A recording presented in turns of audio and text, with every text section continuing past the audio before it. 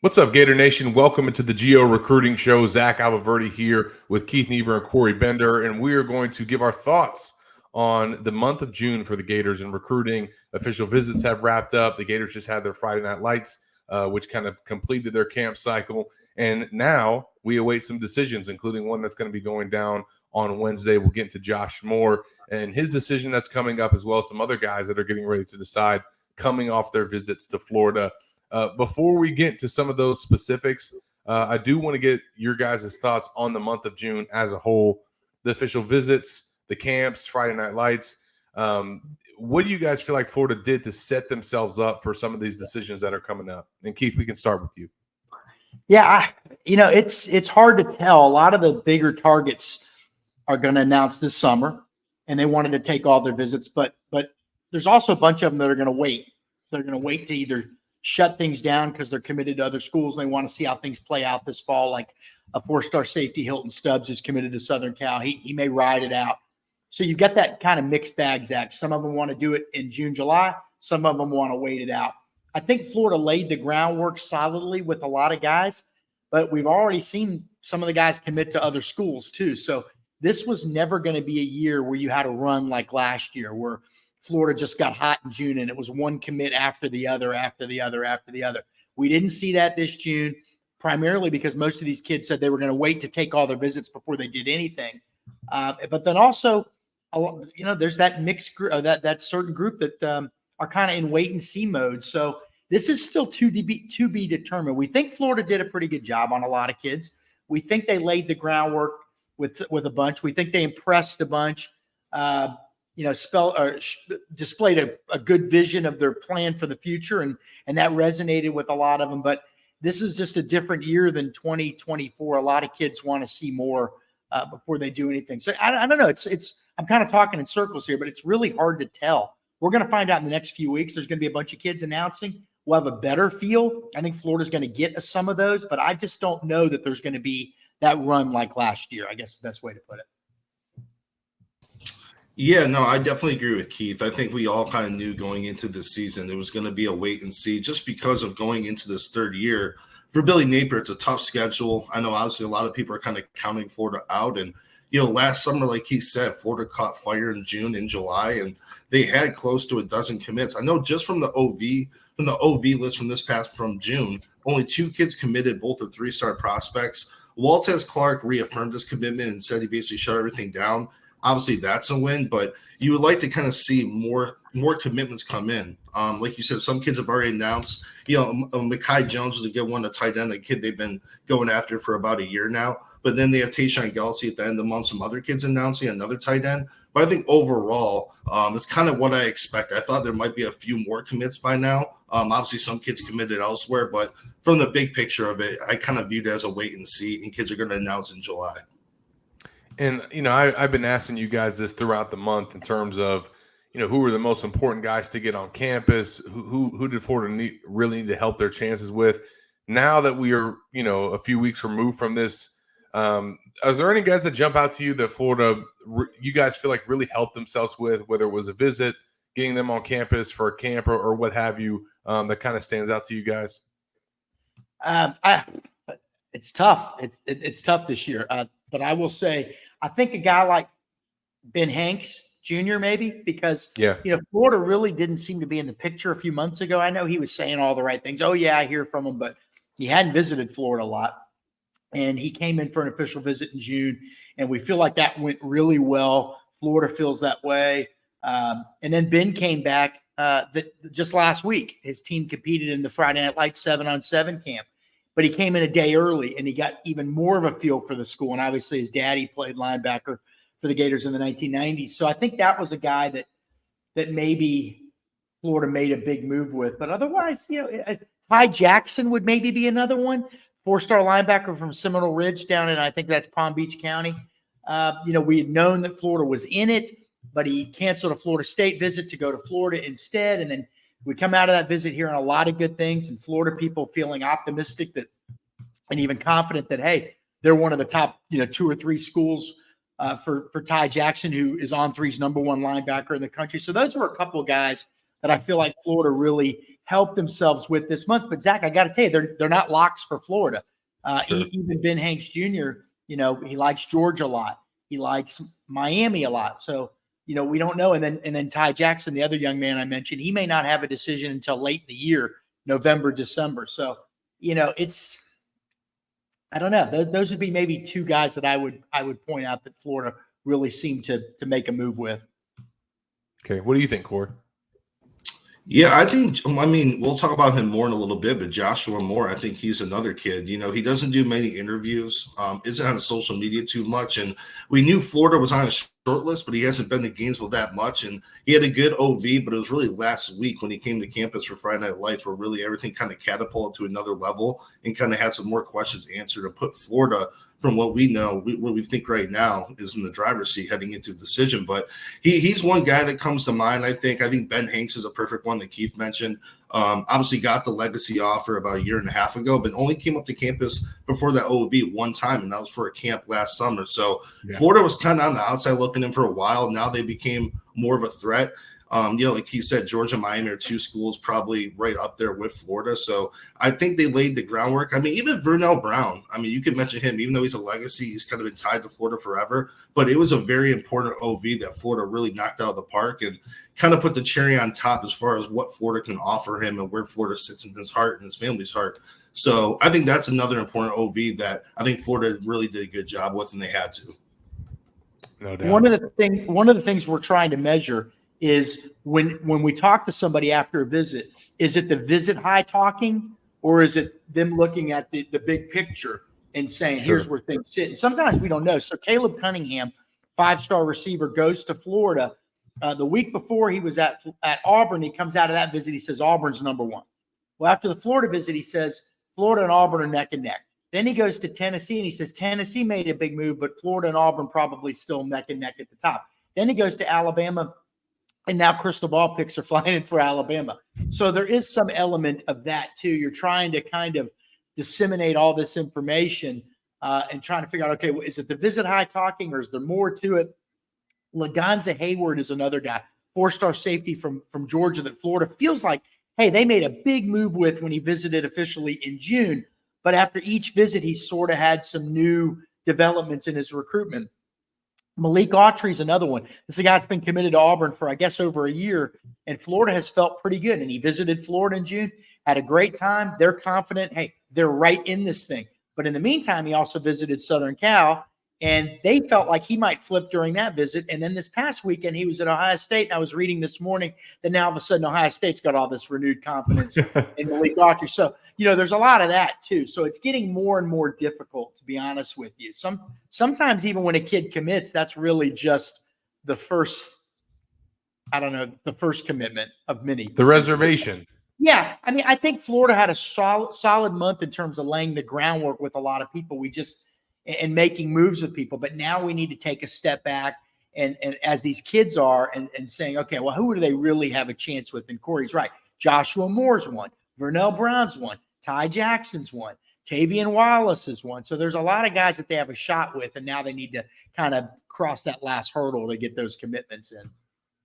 No doubt. Now, before we start previewing some of the decisions coming up, including one on Wednesday, I do want to talk about Friday Night Lights because this was a new format that they debuted this year, kind of taking it from a skills challenge camp and individual camp into a 7-on-7 and making it the third 7-on-7 camp that they held, but the biggest one and the most involved and the most teams. And as you guys know, Friday Night Lights and what it was when it first started and became such a big thing in college football recruiting, it's kind of hard to replicate that in this day and age because of the early signing period, because of official visits moving up in the summer.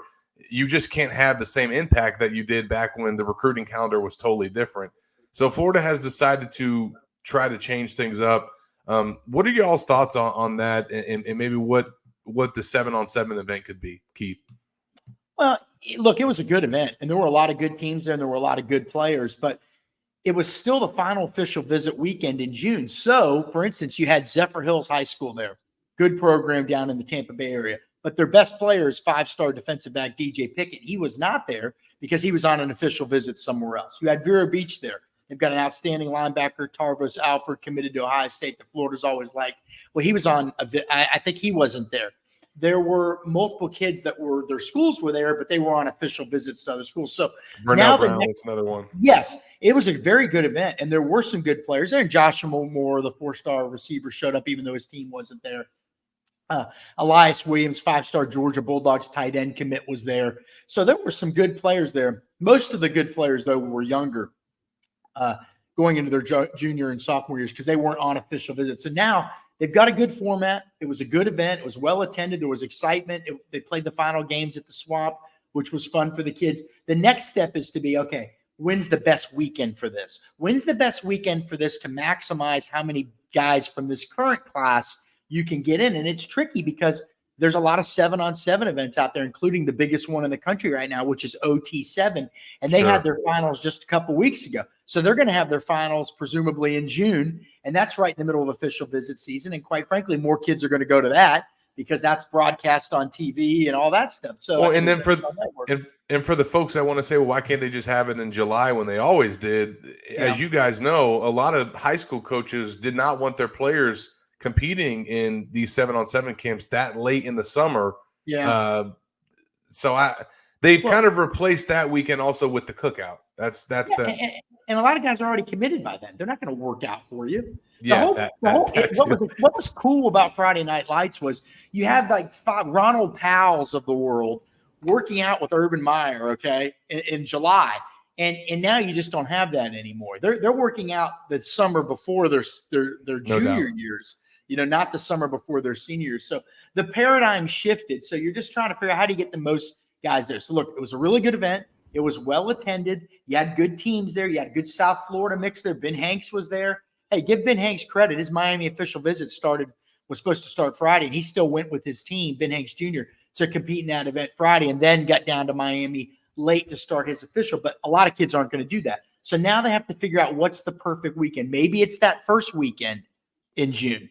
I don't know. Maybe it's I don't know. I don't know. Maybe it's the last weekend in June. Yeah, they're doing the best with what they have to work with right now, to be honest with you. For sure. Corey, what are your thoughts on Friday Night Lights and just how it's changed and the importance of that event? Yeah, one last thing, too, to add. You said that in July because now they have the Grill in the Ville cookout. Like you said, I was going to add the same thing you said, Zach, as far as high school coaches not wanting their star players get injured. But also all of July is the dead period. And then once that ends up, there's only that one end of the week, when it comes up at the end of July. And then all the schools are fighting to get kids on campus. So even when Florida has their Grill in the Ville, it's not just one of those open weekends in July where, hey, let's get them on campus. You have Georgia, Florida State, Miami all hosting similar events. So really, I thought overall Friday Night Lights, I thought the timing, you got a lot of powerhouse programs on campus. I know it's different through our lens than probably Florida's lens. We go to cover the event. So, you have DJ Pickett not there, Tarvos Alford, like Keith mentioned, guys, you're like, oh man, let's go talk to him. It'd be a good interview, good time to catch up with them. Florida's building the groundwork with some of these new coaches in the state. Some of these young kids. I know we're focused on 2025s, but they're still recruiting these 2026 prospects. The contact period just opened with them where they can really reach out. So they had those opportunities too. So I think we're looking at two different lenses. Florida, in their eyes, probably looked at it more successful than us, where it still was a really good event. And I think obviously with Josh Moore going, that kind of laid the groundwork as far as going into that decision coming this week. Ben Hanks obviously going, that was a really big opportunity. A kid that hasn't been on campus much. So I think overall, though, for the timing of the event, I think it was successful. I think it was obviously, it could have been better based off the timing, but it was still successful. I think you make a good point, Corey, about the relationships with the high school coaches and the teams in the state, because that is something that this staff has prioritized and tried to reach out. And I don't know, I just think that when you look at their calendar and now you look at what this event is now as a 7-on-7 camp versus when it was an individual camp, it was for the kids back then, and now it's for the kids and also the high schools and the high school coaches. And as you said, if hey, some 25 kids don't show up, as Keith mentioned, a lot of them are already committed or they're taking visits. Their recruitment is almost to the end. But you're setting yourselves up for the guys that are going into their junior years, their sophomore years. You're getting more face time with their head coaches, their assistant coaches. you get to host them on campus and show them a good time and make it about their team, as opposed to, well, with some years it was like 500-600 kids out there. Well, do you remember when Jerry Judy and them were there? That's when we didn't have summer OVs. So, and then even we go to IMG for 7-on-7. These teams were stacked. Kids would never miss a weekend. And remember, we would go there for Friday Night Lights. They would have Gregory Russo, who's now at the Bills. I mean, Jerry Judy, receivers galore, and it would be super competitive. It's just a different climate now, man. Even 7-on-7, I think OT7. I'm not gonna say it's saved the brand of it, but 7-on-7 has kind of been trending down in recent years, and I think having OT7 has kind of brought that excitement back. No doubt, no doubt. Well, you guys have mentioned it already, but Joshua Moore made his way to Gainesville for Friday Night Lights, his second time visiting Gainesville in the month of June, and now he's set to make his decision. What do you guys think about this recruitment, what Florida's done to position themselves, and how big it would be to add him to their class? Well, he's got, first of all, he's 6'3.5", 200 pounds. This is a good-looking NFL type frame. And then Florida's wanted that big receiver and needed one badly. And he's elite. He's 198th in the On3 industry rankings. But On3, just us, we have him the 57th overall prospect in the country, number 9 receiver. And, God, he may be moving up. He's a special athlete. Apparently, the word is that he absolutely destroyed it at some kind of 7-on-7 thing at FAU a week or so ago. And he has the attention of everybody.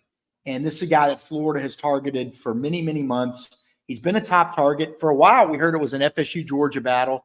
But apparently Florida all along felt like they were in it. He officially visited Florida, Florida State, Miami. Georgia official visit got canceled. I don't know whether it was by him or by the other side. And Florida feels like it's in a good spot right now. And he's saying a lot of right things. Like, development is big to him, all right? He saw what they did with Ricky Pearsall. That's big to him. He's a big receiver. And he also feels like that he feels at home in Gainesville. So right now, Florida looks like it has all the momentum. But it is a South Florida recruitment. We should warn people. So even if Florida picks up its commitment this weekend, the chances are it won't be over until signing day. But sure, that's fine. Yeah, that that going in. You're wearing your big boy pants, right? You know that going into these recruitments. You want them on board, and then you try to keep them on board. You're never going to have to stop working. But he is kind of, I wouldn't say he's Jeremiah Smith, the 5-star from the last year's cycle, but he is the Jeremiah Smith of this cycle in South Florida. Just a tall guy that can get after it. And quite frankly, Florida needs more of a presence in South Florida. You look at the great Florida teams historically, going back from the 60s, 70s, 80s, 90s. And yes, there were good teams in the 60s and 70s. A lot of the great players from Florida were from South Florida. Lomas Brown, James Jones, I think Nat Moore, a lot of it, Lewis Oliver, Fred Taylor, over and over and over again. And you just haven't seen that as much recently. This is the kind of guy that can get you back down there, get people talking about you again, give you a little buzz because, yes, Miami wants him. So this, to me, would be a significant win for Florida. And right now, I think Florida's got the edge. And they need a receiver right now. No receivers committed at this time. Right.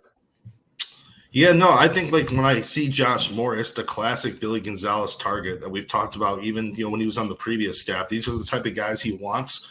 Those guys that can go up and high point the ball. Could be a mismatch issue in the red zone. And I think one of the main things he was saying to, obviously, on Friday to Keith and everyone was, Florida answered some questions how they utilize them. Yes, they want to obviously put them one-on-one situations, but they want to move them all around the offense. I think that was something that really opened up his eyes. And his recruitment, it's funny because he even said earlier in the cycle, he likes keeping people guessing. He doesn't like revealing a lot. And even when we talked about months and months ago, I don't think there was ever a real clear kind of read on his recruitment. We knew the schools involved, but kind of the order was kind of all over the place. You kind of hear different things, but all along, Florida was pushing really hard, and he didn't really take many visits to go along with it. And I think, like you said, Florida can get him on board. Like you say, he's trending right now to the Gators. But as we get into the fall and stuff, maybe more OVs take place. They'll have to keep him in the class if he does join. But he's one of those guys. Florida needs the size, man. They have big guys on the roster, but some guys just haven't came through. As far as living up to that potential, they have a lot of in-space elusive guys. But I think if you had a guy like Josh Moore, he's that typical big body receiver who could really create mismatches, and Florida definitely needs that. For sure. And then as you look at his recruitment and some of the other teams in the mix, who do you feel like right now is the biggest competition for Florida heading into this decision? I mean, going into the decision is Florida State, but I think long term, I kind of look at Miami. I mean, Florida State too. I mean, obviously they're expected to have a good year, but I think Miami, obviously that's the local school. You know, obviously recruiting, you can never count them out of any recruiting battle, especially for a local kid like that who they are prioritizing. But I think going forward, he did cancel his OV to Georgia. I know Georgia's always dealing with a pretty crowded board at all their positions, so we'll see later in the year how high on the board he'll be for them. Maybe he reschedules that, but I think it's one of those guys that, you know, he's going to keep going up the rankings. He's obviously living up to it on the field, and I think no matter who it is, Florida's going to probably have some competition in the fall if they do get him in the class here this week. Keith, what do you think? Is it, you know, who's the team to maybe be most weary of if you're Florida? Well, I would have thought FSU. You know, he was going to visit there last weekend, but he never made it. I think maybe long-term Miami. Again, like we said, this is just a commitment. This isn't. They're still going to have to work to sign him. And then, you know, obviously Miami's right in the backyard there, so we'll have to see. But to me, it would be Miami would be the one to watch long-term. Now, he's obviously one of several guys that are going to be making decisions here in the coming weeks. Some guys already have decision dates set. Some others, you know, they plan to make the decision. We're kind of waiting on the details. Who are some targets that Florida has on the board other than Joshua Moore that Gator fans need to be keeping track of here in the coming weeks? Yeah, Tavian Wallace is a four-star linebacker. I'm sure we're going to forget somebody, but Tavian Wallace, four-star linebacker from Wayne County, Georgia. That's Jessup. That's right up the coast between Jacksonville and Savannah, a little off the coast. But in that part of Georgia where Florida has done okay historically, I believe Henry McMillan was from Folkestone, Georgia. Jared Davis was from Camden County, Georgia. So not too far from that area right there. Florida State battle probably. Grew up a diehard Gator fan. His dad's a diehard Gator fan. But, man, FSU was in on him early, built really strong relationships with him before Florida really got heavily into it. And so he visited Florida a couple weeks ago, said they were neck and neck, visited Florida State this past weekend, and I think there's some real optimism in Tallahassee. So that's going to come down to one of those two schools. That's July 2nd. Vernell Brown Jr., July official visit. He had a June official visit to Florida State, Miami, and Ohio State. July decision. We don't have a date yet. That's a guy to watch. Top 100 national recruit. Florida feels like it's in a really good position there, and we tend to agree. However, he visited Florida State this past weekend. It's hard to envision Vernell Brown, the ultimate Gator legacy. Dad, grandfather, couple great uncles, all played for the Gators. Hard to envision him playing for Florida State, but they're putting up a major fight for him. And has a little bit of momentum coming off that visit. But again, could that be just I will add that one of Vernell Brown's daughters does attend Florida State. So it's not above one of his children to attend FSU. I don't know. Is it a visit high? I tend to think so. We still think Florida's the favorite there. Those are a couple guys we're going to be watching. There's going to be multiple guys making decisions coming up. I know Corey wants to talk about Deshaun Gelsey, a three-star tight end, but to me, those are two main guys I'm watching, Vernell Brown and Tavian Wallace. Florida's got to get at least one and might get two. Good stuff. I know Corey's got – Yeah, no, and like he was saying too, there's going to be a bunch of kids coming off the board in July. We're not probably going to touch on them all. But yeah, Tayshaun Gelsey at tight end, he's committing June 29th. It's between Florida and Tulane. Those are two main contenders. He has a top six. Auburn's another big school in there, but it's really Florida and Tulane, and all eyes have kind of been on Florida since the offer several weeks ago. And when he took his official visit, he was actually going to announce in July, but bumped that up. And Florida plans to take two tight ends this cycle, and already have Micah Jones in the class. And I think we even said, Keith and I both said weeks ago that when they both visited on May 31st, there was a good chance that could be the tight end class. You know, Hollis Davidson was another kid that, you know, obviously has very high interest in Florida, but I think Tayshaun Gelsey, in a perfect world, if nothing changes, I think he's a Gator. Another kid I'm keeping an eye on is Miles Johnson, Alabama linebacker commit, a four-star kid. He went to Ole Miss last weekend, and I just spoke to someone up in Oxford that said, you know, the visit went very well. It's obviously close to his home up in Alabama, so Ole Miss isn't completely out of this. There has been a little bit of optimism there, but the expectations are right now. I think Florida, you know, they got him on campus in January. He had a great official visit before Ole Miss and said Florida set the bar high. And you kind of look on these visits, you know, kids show up at the facilities. On that Sunday morning, he was the one with Billy Napier who pulled up in his personal card, just them two, and kind of showed you kind of where he is in Florida's eyes. This kid they're definitely paying a lot of attention to. So I think maybe that extra attention maybe puts Florida over the top with Ole Miss a little bit when it comes to decision time. But those are two guys that come to mind right away. They're obviously right around the corner from deciding. Those are the main ones. I just think realistic, there's going to be some guys come off the board that Florida's involved with, but I just don't see them winning out. I think the ones we mentioned are probably the more realistic. I've got a few more names, Zach. Nashawn Montgomery is a 4-star receiver. Another guy down in Miami. He's at Miami Central. He actually lives in Palm Beach County, but he plays football for Miami Central.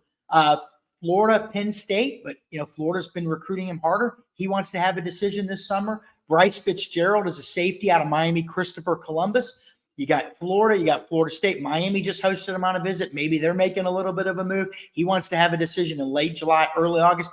Big time safety target. Laganza Hayward's going to announce July 27th. I think another safety target that Florida likes, Jalen Morgan, is going to announce in July as well. Defensive lineman, a local kid, Jarquez Carter in Newberry, he wants to have a commitment possibly in July. Florida had some momentum off of his official visit. That momentum seems to be gone. He's going to have a commitment coming real soon here with Florida, not even in his top 4 now all of a sudden. Wow. So can they battle? Ohio State, Penn State, UCF, and Miami are the 4. Can Florida somehow jump back into this thing? But that may be a recruitment, him being a local, even if you miss out early on this commitment, maybe you can get him to a game or two in the fall and change his mind. So there's a lot of kids that are going to be announcing in this next 4 to 6 week window. And I think the key for Florida is to, obviously get the ones they can. But what we've learned is, and Corey can speak to this too, they're not going to give up on a guy just because he commits to another school. Sure. It's not happening. And why would you these days with NIL? You have a big season and all of a sudden your NIL is swelling, right? And you may be able to get in on some guys late that you might not have otherwise had a shot at. So I think it could be – Florida's hoping to go on a little bit of a heater in July. I don't know if it's going to be – I don't know how big of a heater it's going to be, but they should get some of these guys, I would think, like Corey said. Good stuff. Anything you want to add, CB? No, one thing I will add real quick on Nashawn Montgomery, the receiver. He was at Penn State over the weekend, and like Keith was mentioning, Florida's been pushing harder than Penn State as of late. And from what I was told, there could be up to 3 or 4 receivers higher on the board for Penn State right now over Montgomery. But what I was told, too, that, Penn State wants him to be patient. It's a kid they definitely like. And kind of the returns they got was he was open, to kind of extending his recruitment a little bit. The plan all along has been to announce, before the season starts. He even said to Chad Simmons last week, kind of reaffirmed that. And then, from based off, for what we're hearing from up at Penn State, he is kind of open to kind of extend his recruitment if needed. That can maybe put a little twist into this recruitment. But I think right now, if all goes as planned, like Keith noted, as far as if he announces before then, I think all signs point to Florida, sitting in a good spot. Yeah, I agree with Corey there. And the other thing on Nashawn Montgomery is if Florida's pushing the hardest, he was supposed to officially visit LSU, and that got canceled by LSU. If Florida's pushing the hardest and wants him to commit and he doesn't, and he wants to wait it out, there's a lot of good receivers out there. And I think you could easily see Florida say, all right, let's go get somebody else then. So it's always a dangerous game of chicken. He's a good player. He's a great kid. They want him. He likes Florida a lot, but, how long do you wait for a guy? And if they get Josh Moore and Vernell Brown, then all of a sudden the leverage shifts to Florida, right? No doubt. The leverage shifts to Florida with 2 receiver spots left after that. And they say, well, heck, we're just going to ride it out now. We got our 2 main guys. We'll ride it out, or 2 of our main guys. We'll ride it out and see what else comes up. So Nashawn is going to have some tough decisions to make, Yeah. Good stuff, guys. That's going to be some storylines that we will be following for weeks to come, and make sure that you're doing so as well at Gators Online. We, tease this for you guys every single episode because this is a promo that we only offer to folks that listen to these shows. And with all these decisions coming up, Corey and Keith are going to be getting a ton of intel leading up to them, and you want to be up to date on all the latest news on Florida recruiting. So if you're not signed up to GatorsOnline.com, you can go to do so right now. Type in the promo code UF1 and you'll get 2 months of access for just $1. And we are now in the books with official visits. The Gators had a total of 40 official visitors in the month of June. 39 from the class of 2025. And now we're going to start seeing some dominoes fall and see where these guys land. So we will be tracking it all at Gators Online. Make sure you guys follow Keith and Corey's coverage, and we'll be back next week with another episode of the Geo Recruiting Show.